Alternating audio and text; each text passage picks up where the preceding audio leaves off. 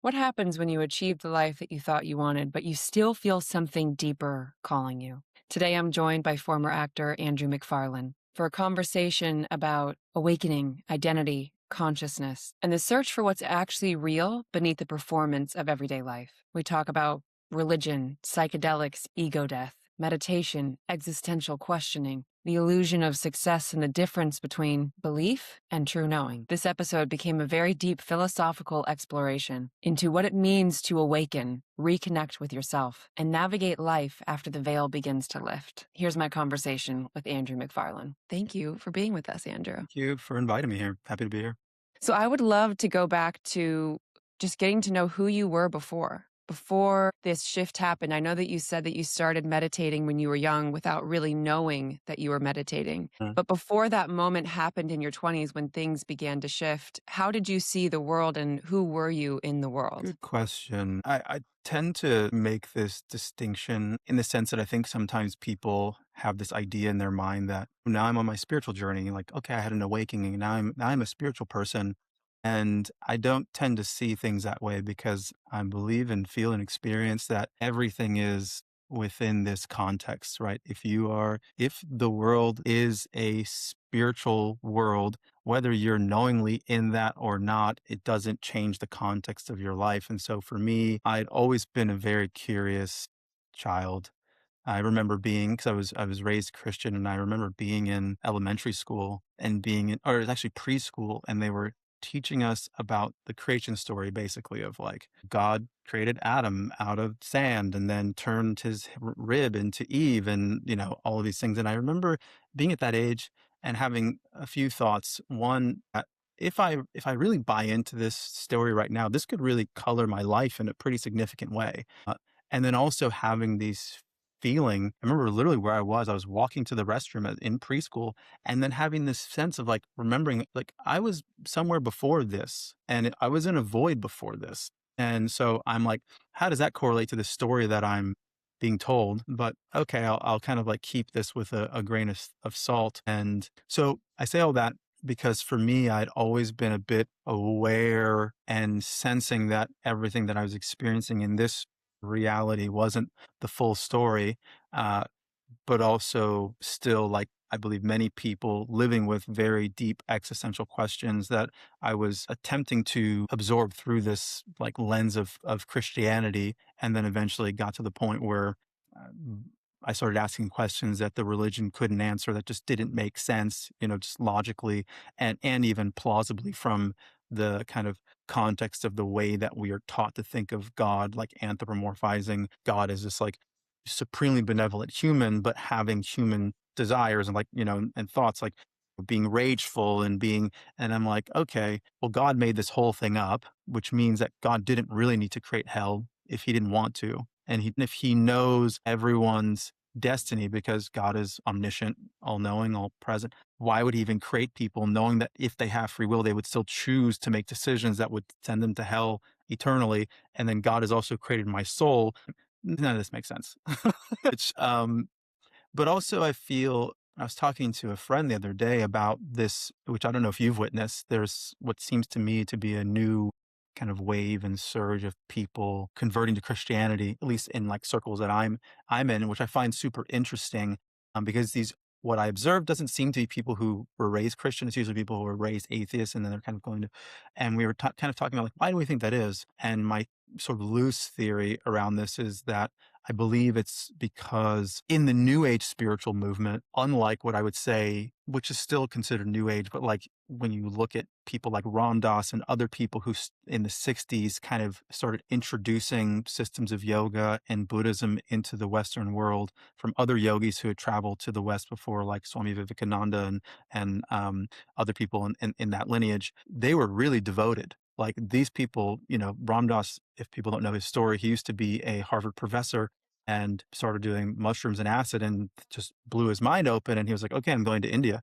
change my name, like renounce my degrees, and just like started becoming a yogi and following that path with deep, deep devotion. And I feel like in the modern age, what's happened is like many things, they get diluted over time. And so you have almost this like spiritual materialistic approach where people are almost trying to use spirituality to get all these material things like, oh, you want to get rich? You got to manifest. You want to, like manifest the man of your dreams? Like put this vision board together and pray and meditate and chant this mantra. And it's like they're still pursuing the world, right?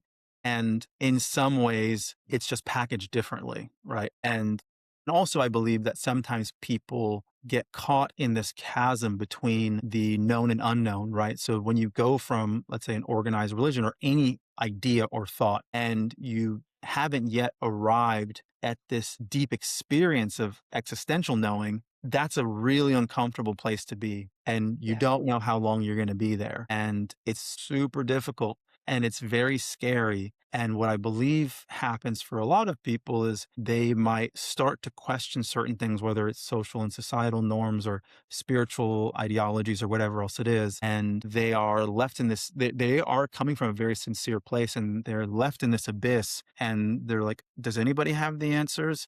Mm. I feel alone in this. And then, but sometimes staying in that discomfort too long, it's really scary because you almost have to touch the depth of your fear and the depth of your discomfort in order. And that requires deep trust in yourself and life. And I don't even know if it's even trust so much because sometimes it's almost Osho has this great saying that I constantly went back to, and he says, a lot of peoples are still content with their suffering because their suffering hasn't become intense enough. And he kind of uses this analogy of like holding on to a warm pan. He's like, once it gets too hot, you'll drop it. But if it's not hot enough, you'll keep holding on. And so to me, it's sort of when you reached the edge of all of these things where the mind cannot take you, you can't conjure up any concept to give your soul solace to be, oh, everything's going to be okay. Or the world is like this. And like, okay, God is taking care of me, whatever that thing is. Once you get to that point and you have to just drop it and let everything go, then at that point for me, that in my own journey, I'll speak, was when I started to have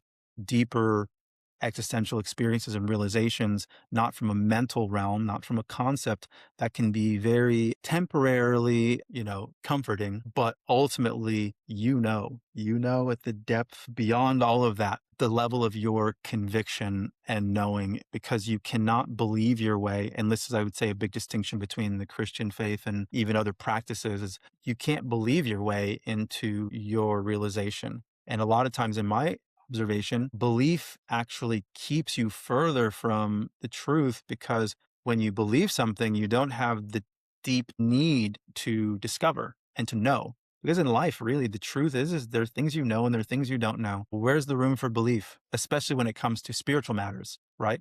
You don't have to say, I believe I have a hand. You know you have a hand. And if you don't know something, then just don't know it. But not knowing is more honest. And so I would say in that way, you're closer to the truth, whereas some people believe, like believing is to be in a deeper union with God because I believe in God, so I'm committed.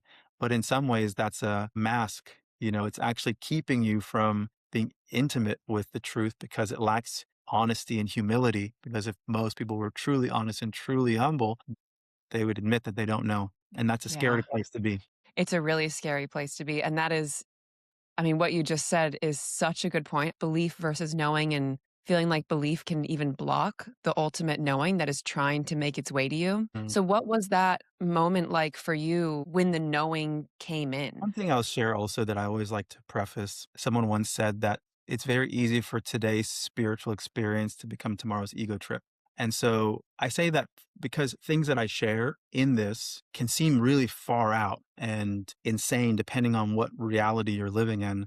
And I always want to tap into in myself and for anybody else who might be listening to this, just in our heart and in our intention and consciousness of what's the point? Like, what's the point of sharing these things? Ultimately, I would hope that the point is to bring us closer to ourselves or closer to the mystery, but not to uh, absorb more ideas, right? And it can all become that. It can all become a dogma or religion if you haven't had that experience. And so, great if this points you towards the the like whisper and sense that there's more, and to pursue that sincerely. But that is always my intention because I also know that we can get really into the. It's almost like a spiritual mall or something. It's very entertaining, right?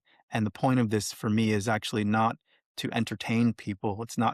It's to stay connected to myself and to speak from a place that is authentic and also to invite and encourage other people to tap into that space in themselves. So to your question, yes, for me, through my journey of starting to question more and then moving away from Christianity as a dogma and a religion and starting to ask more questions, that led me to a place where, which I think is all interconnected, when you start questioning social norms, all of it is wrapped up in this narrative of what has the world taught me? What have I been conditioned to believe? Who have I been conditioned to be? And then who and what am I authentically? And who and what is the nature of reality authentically in a timeless sense? That led me to a place where I got curious about psychedelics because that just, I think in the zeitgeist of the culture, it's sort of in different fields and different spaces. And in particular, mushrooms, I haven't in my life interested in synthetic things. And so, yeah, I went to Amsterdam in 2015 or something and ended up doing mushrooms for the first time.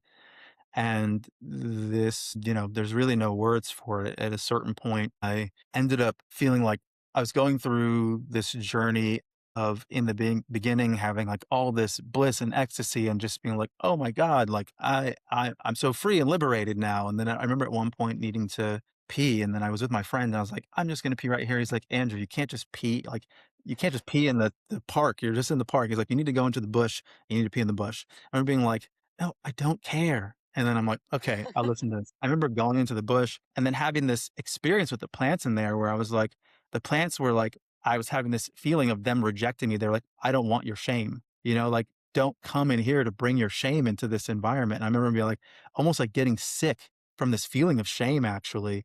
And then vomiting. And then when I vomited, I felt like my soul was like gone because it was so intense. It was probably the most painful experience I've had in this. Like I didn't know that you could experience that much pain, but it was so guttural and so painful. And so I vomited and I had to sit down. I remember sitting on the bench and in the park, maybe a couple feet away, and then closing my eyes, opening my eyes, and then I realized, oh, I can see through my eyelids. And then I had this realization. It was like, it's just a mirror and there's nobody there, right? You're just this conscious. And when I had that realization, the root of my spine basically exploded. And then from behind my eyelids, I could see backwards. And this is before I had any awareness of like yoga in this sense and this, what they call Kundalini energy. But then I can see this pink and blue light basically spiraling, basically intersecting all up through my spine with this like really intense sound pitch that's raising and to the point where it started to peak out. And when it hit my crown and then everything exploded like in a million. And then I was gone. I was not there for, many hours, maybe 6, 7 hours. I was not in my body. And yeah, and through that, you have many different dimensions that are in these other planes. One of I remember being in some dimension of just like remembering, like laughing. I remember being in, in certain Christian religions, they talk about there being different layers of heaven. I remember being between one where, for whatever reason, you just get certain information where you know things. I remember being in this realm, which I would say is like a heaven realm. And I remember being like, oh, there are dimensions above me and there are dimensions below me. And then also having this memory of like, oh, you really like, yeah, you're so caught up in your story, like being this person and this whole thing, but you've been here before. Like it's just like a cosmic joke, right? So I remember like having this like deep, like almost like soul filled like laughter in these other planes. But yeah, there were many things that I bring back and recall from that experience. But I would say that was like a massive, massive ego death. Um, but an awakening to a truer nature, but also after coming back from that, really needing to integrate things because I was sort of like left with, from the end of that experience, just this very deep, almost like nihilism because I was just aware that like everybody's dying. Like we're so caught up in our story. This is all just a joke. It's like we're dust in this cosmic thing that is happening. And we are so invested in this individual story of things that are happening. So it was quite dark actually for me coming out of that experience for a while. But then certain things led me into meditation and led me into just a more sincere and super humble place to where I was needing to have other experiences to be able to integrate that experience. Because in many ways, I almost know, I don't know if people say like I went through almost like a psychosis or something, but I also think that this kind of language that we use for people who have these like, let's say discontinuous mental narratives, because what keeps our sanity, whatever we call sanity, right? Which I think is just a collective narrative of agreement. Doesn't mean that it's sanity, just means that this is what people believe reality is, which still could be insane, but we label it sanity. But going through that experience and the language we use of psychosis, I think is still a very it's a worldly framework, right? We're trying to use the world to still encapsulate something that doesn't fit in that. So for me, it was, you could say, like an existential crisis that showed up in many ways that people I think would maybe call psychosis. To where I was like, at certain points, like hearing voices and seeing things and like going to sleep and, like it, just being in the abyss. Cause I was so disembodied, I was so out of my body for such a long time that I would lay down to go to bed at night and feel myself being like almost being pulled out. So I'd like really try to like hold on to this space because I also was just terrified of where that might launch me into. Right. But that led to meditation and meditating a lot and led me into reading certain books and learning more about yoga and understanding that there are people and there are beings who have existed that have traversed these spiritual realities and worlds for a very, very long time. In the beginning, it was very isolating and I felt like nobody knows this. Like nobody knows. I didn't know. I didn't meet anybody who knew or had experienced anything like this. So I had nothing to go from until I started reading more books. I felt like I died and come back, and I'm like I don't even know how to articulate this. So like what am I even doing with this? Like I don't have any idea. It's more of like I just need to survive and integrate so I can keep living. And yeah, that was a big shift for me. And I feel like to back to my previous point that we're always on this and I don't even like to use this idea of journey. We're always in it. Like we're always in this experience, whether we know it or not. But there are moments and things that sort of lift the veil to where you're like, oh, I know I understand the game that's being played, right? Even if the game is being played, and I use that terminology kind of like playfully, but you kind of know, you have a different sense of where you're at as opposed to before going, what am I? What is this? To where at this stage, I don't question what the nature of reality is. I don't have that in me anymore. Whereas I did have that before. Doesn't mean that I know everything, but there are just fundamental things that now I understand about what I am and who I am that I didn't know. You no longer are seeking those answers. You're perhaps more so in a sense just being. I'm how can so you articulate this almost as if, a flower has its nature and the nature of this flower is to blossom. But at one point in this flower's blossoming, the flower can also become aware that it has a nature and it's in this process of blossoming. And so at one stage, it may not know that there's this process happening. And in another stage, in some way that it goes, is like, oh, you get to become aware that this is what's taking place. And so you get to witness the experience and be in it at the same time from a different place. I think Krishnamurti said something to that degree of like, there is no self-improvement. You can't improve the self. The self is it is as it is. You're not making it better. This is very much attached to our either conscious or unconscious ideas of linearity and time. I often like to use this analogy that if you are enjoying a song, the point of the song is not for it to be over or for it to get somewhere. You are in the song and you are enjoying the song. And that is the point. It's not for something else. And yes, maybe when you listen to the song, it will change you and it might change you or it might not. But that's not the point. It's a symptom. It's happening. So I would say in the most abstract and trying not to be so abstract at the same time, that's in some ways how I witness and experience my existence. There's a lot of discussion around, is it about becoming something, unbecoming something? Is it a mixture of the two? So what's your perspective on that? It sounds like perhaps it's not either. Yeah, well, to me, that question still implies linearity. And so if it's sort of like within certain rooms, certain things are true. So it's not that it's not true, right?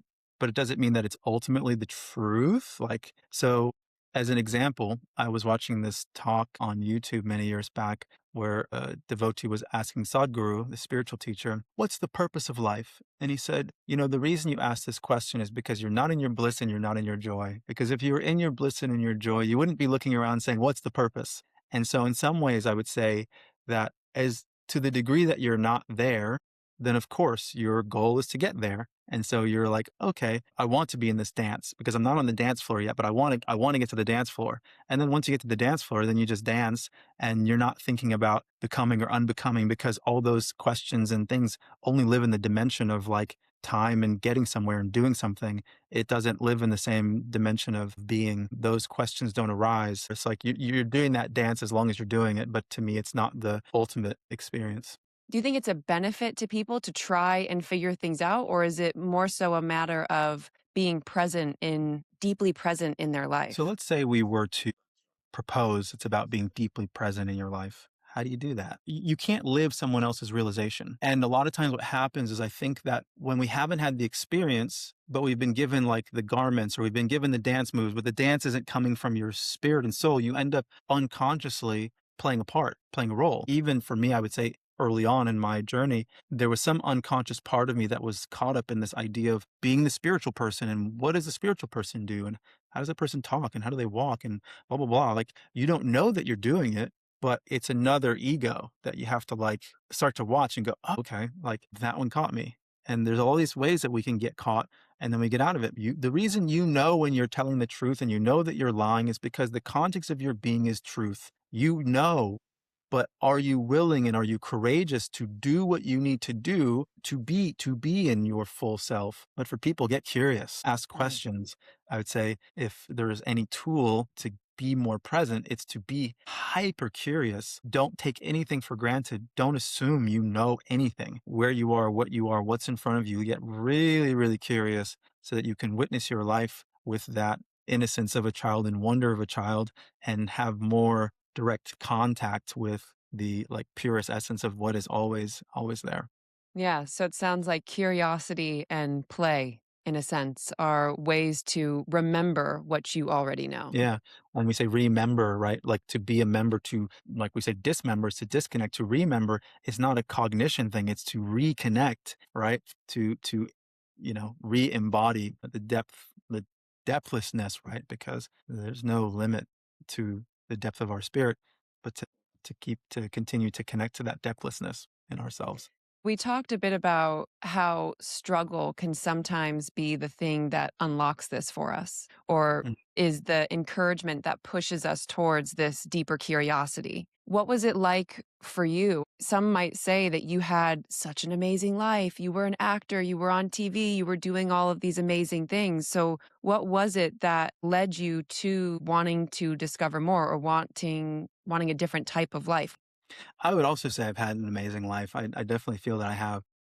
We know that externally, like our life circumstance isn't the thing that is dictating our internal freedom or happiness or everything else. And in some ways, the experience of all this external success and money, fame, and all these things allowed me to see the limitations of it because it isn't the end game in life. And so yeah, you can I feel and experience get some pleasure, right? Temporary pleasure and joy from these things, but it's not on the level of quenching any like deep spiritual thirst that you might have to understand the nature of reality and the nature of who you are and what you are, which is a kind of peace and freedom that you could never get from the world. The more fervently you pursue finding your joy and happiness in being in external things, be that whatever it is, because it could be a million and one things, whether it's relationship or it's money or it's fame or it's who knows what it is. But anytime you're doing that, yeah, the world can applaud you and think that you've made it because that's also the narrative that they bought into. But it's the furthest thing from actually having any true deep joy, which you find that when you find that, there's less contingencies. Once you're in that state, you need less things to actually make you happy and fulfill you. Was there a moment in your acting career that there was a sense of disillusionment or something that felt off? Sure, I would say that there was always a period of time where there was maybe disillusionment from the world because the interesting thing about being an actor is you can kind of peel back the curtain of how media and narrative is espoused to the collective. And so there was a part of me where I stopped watching TV really young because I was like, it's kind of lost its magic for me because I see how all this stuff is kind of fabricated and manufactured. But I would say for sure, one of my big dreams was to become a series regular on a hit network TV show, which I ended up doing by the time I was 15 or 16. And that was really great for a moment. I was like, wow, this is amazing. But once you settle into that, like, this is my life and this is where I'm at, and you start going, I haven't arrived at this like supreme state of everlasting happiness. And I was told I was going to, like, this was going to be, I was going to arrive. I was going to get there. Like there was some place that was there, but that seems to be a moving target. Like, what's that about? And so I almost had a bit of an existential crisis in that in and of itself, because that's when this societal script ends, right? Like we have all the things that society gives us that we're supposed to do. And as long as you're doing that, you can be distracted enough because there is the carrot on the stick at the end or the, like pot of gold at the end of the rainbow. And you're like, cool, I'm going to go to school and then I'm going to get my PhD. And then after I get my PhD, I'm going to get a great job and then I'll get married and then I'll be happy. Right. And then if you have all those things happen and you're looking around, you're like, this is not it. And so I think for me, it was kind of that. It was like, getting to the point of being on this TV show, making money, having people recognize me in the street, which was like super cool for a period of time. And then I started going, I still have this bit of a void inside of my heart and my spirit. What is that? And so, yeah, sometimes the best thing that can happen to you and the worst thing that can happen to you is like getting everything that you want. I think it's better than not because at least you don't have the illusion that it still could work, right? Kind of like Mm. people who like, I'm so clear that money is not gonna bring me happiness, even though it's better to have money than to not have it in my experience. But at the same time, I'm so aware of the limitations of the joy that comes from that. Whereas some people kind of have this, sense that like making money didn't work for you, but I would make it work, right?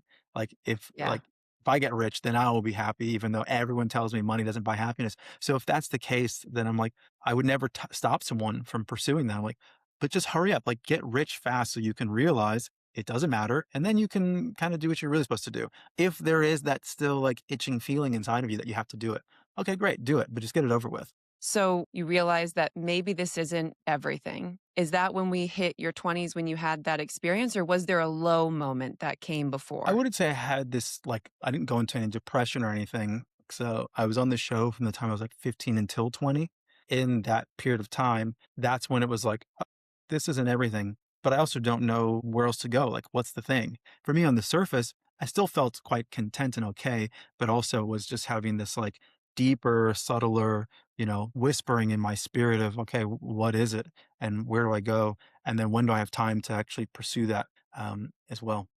Often people talk about how there's maybe some guidance or some signposts or some quote unquote angels that come into their life that point them in a certain direction. Was there anything like that in your Yes, for life? me, there were like these like angels and people that came in different signs. And I trust and feel that, yeah, once you become receptive, you will get it in so many different ways. It doesn't have to show up in the way that you think like, oh, it's going to be some person and this person's going to give me this message or they're going to hand me a book or they're going to like put their hand on my forehead and it's just going to like blow my consciousness open. It's going to be whatever the thing is to you that you're receptive to, but just stay in that state.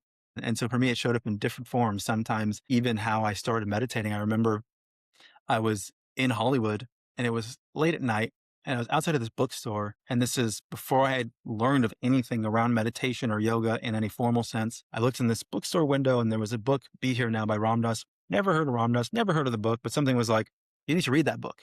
And I was like, okay, cool. So I wake up the next morning, I go in the morning, like, oh, the book's gone. I'm like, that's so weird. Like someone came and bought the book before me in the morning. That's crazy. But I go online and I go, okay, well, I'm going to find this book. Like, where can I find this book? In Los Angeles. And then I see, oh, there's a place called Agape Spiritual Center. They have a spiritual bookstore. Let me go there. So I go there.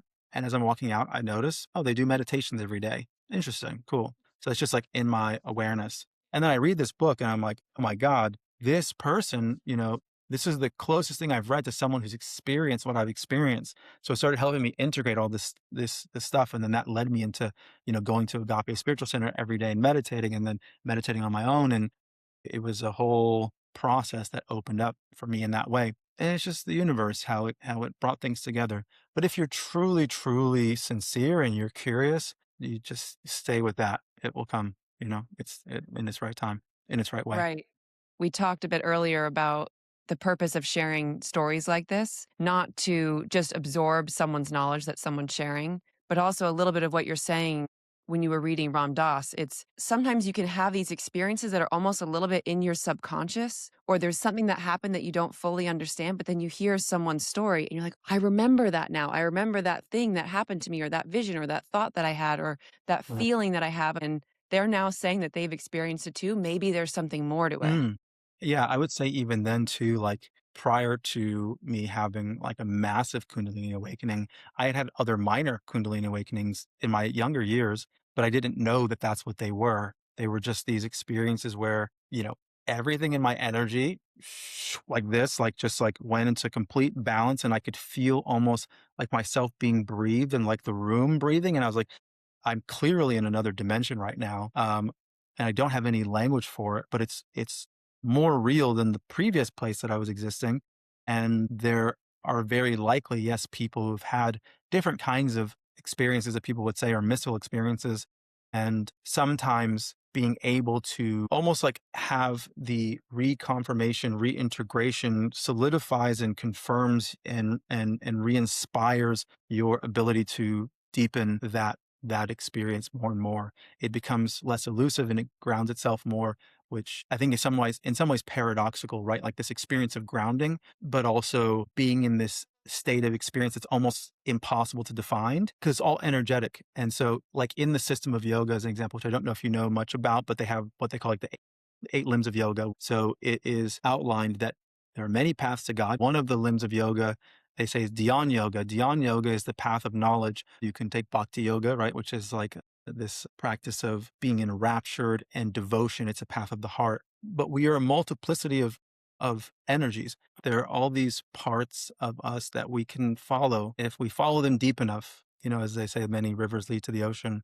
We have many rivers inside of us, like energetic rivers. You open your heart enough and you'll arrive. You open your mind enough, because if you use your intellect to reach the end of it, you will then realize how much you don't know. And they often say like the people who are the smartest or the wisest are the ones who start to realize how little they know. So follow that to the end. These are all these threads, these rivers that will lead to yeah, your Yeah. awakening, realization, your integration. What was the thing in your heart that led you to the next thing after acting? I know that you moved more into a health space. Yeah, I feel part of my core philosophies is that one of the greatest services we can provide to humanity and to ourselves is to be healthy and to help people get healthy, because everything is upstream from that. And so I felt like kind of post acting, I got really into my health and I felt that I wanted to support and serve other people through helping them get healthy, stay healthy, inform them, educate them. So I ended up opening up a chain of juice bars. This was 15 years ago when juicing was kind of becoming the thing.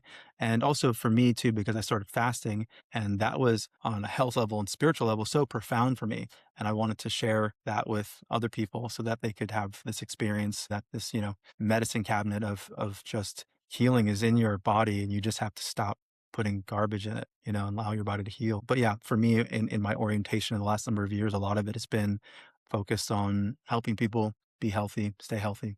Was there anything from the former phase of your life that was hard to let go of? Honestly, not really, because I know I'm also kind of that person. Like I feel like I've embraced transformation, and in some ways, people could say like things that are super dramatic in terms of shifts. But it wasn't even for me with acting. Like one day, I just woke up was like, I need to fire my agents, and I need to go do that. It didn't happen like that. It was more gradual in the sense that I'd have my agents send me auditions and like just start turning down more and more parts and more things, to the point where I was just like, called them one day. I was like, I'll let you guys know if I want to like keep going on auditions, because it's just maybe 90% of the things just no longer felt aligned. So it was almost like this feeling of it falling away. And sometimes things are like that in life.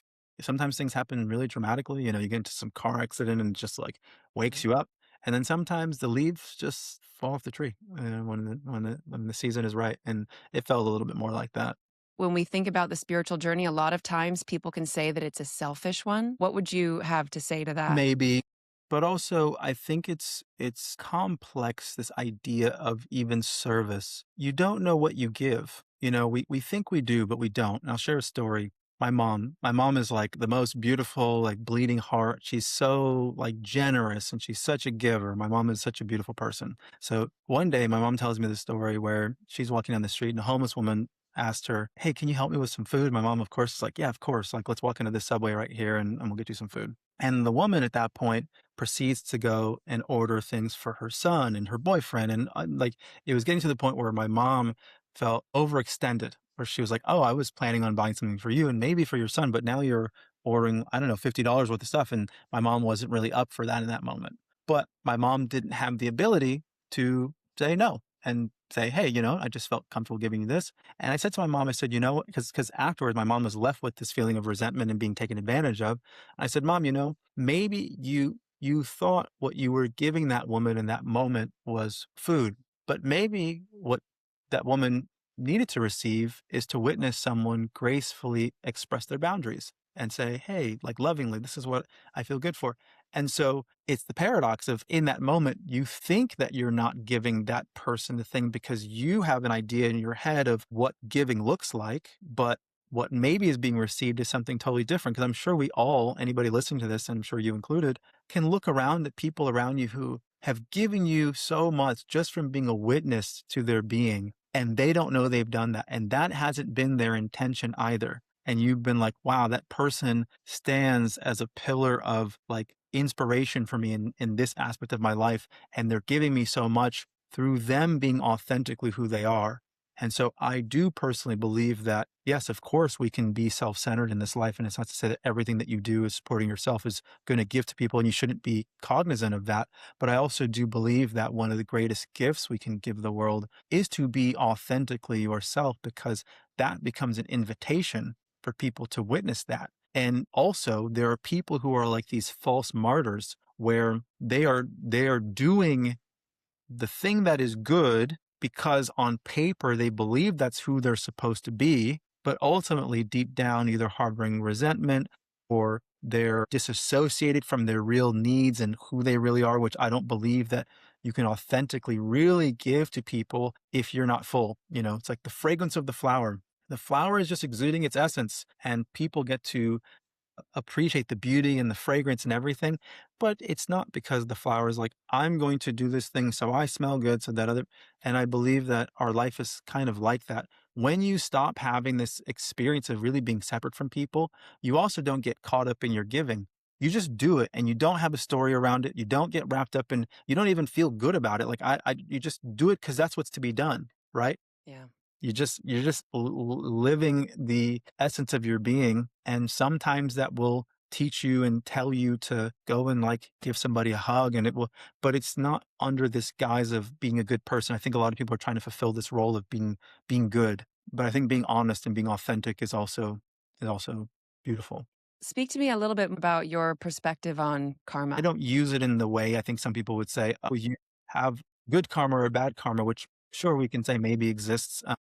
But that because you're in this situation and your life is good, then therefore you have good karma. There's a really beautiful parable. Maybe you've heard of it. It's this parable of the farmer and his son. You know this parable? Where Yes, I believe I do, but let's go through it. it's this idea that there's a farmer and he has a son and he's in a village and his son is in school, but his son isn't so smart. So his son gets kicked out of school and all the villagers come to him and they say, oh, we heard your son got kicked out of school. Like, that's so unfortunate. And the farmer says, maybe so. The child then begins working on the farm. Turns out this kid's a really great farmer. And so his crops start flourishing and everyone in the village says, wow, you're so lucky. Like, you have this son who's such a great farmer. And the farmer says, maybe so. And then at some point, while his son is working on the farm, the son breaks his leg and he can no longer work. And all the villagers come and say, oh my God, like, your son broke his leg. That's so unfortunate. And the farmer says, maybe so. And then at a certain point, there's a war and there's a draft. And the son doesn't get drafted because he's injured. And then everyone comes from the village and says, oh my God, you're so lucky that your son had this broken leg, so he didn't get drafted. And the farmer says, maybe so. And so this is the parable. It's sort of like we can look at things as being good and bad, and especially in the world of karma, like because of our worldly perspective on what is good and bad. But I often think about it as like the predicament that you're in, that's sort of outside of your control, and also just kind of cause and effect. But we don't look, if I take, my phone and I drop my phone, it's the karma of gravity and movement, and it's cause and effect. It's not good nor is it bad. It's just what happens if these things happen. And so we can say internally in terms of our karma, yeah, if you karmically have a momentum around thinking certain thoughts and doing certain things, yeah, inevitably you'll probably lead you to a certain place. That's cause and effect. You can say that it's bad or I have bad karma because of that, but to me, it's more a principle of doing, and doing, creating certain things. And I think people espouse this like a kind of benevolent idea of karma when there's things that they can't explain, when they're thinking like, oh, you have past life karma and other things, which, I orient towards only because of my history and the things that I've come into this life with, and the idea of meditating as a child and thinking, realizing, oh, a lot of people weren't doing that. And then even to this day, I feel like, oh, it makes sense that I have this karma or momentum of that because I still been meditating every day for the last, 20 plus years. Yeah, if I end up doing that my entire life, it's a big part of my existence. And likely if I reincarnate, then that'll probably be something that's there again. But it's just kind of like it's the karmic momentum of certain things. So yeah, maybe that answers your question.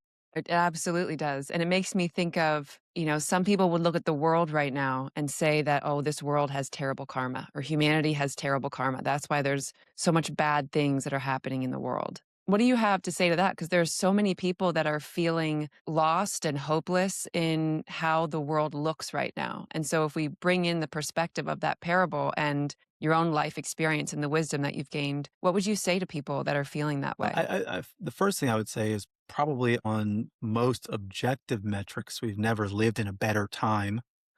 Now, granted, remember, like slavery wasn't so long ago in the story of humanity.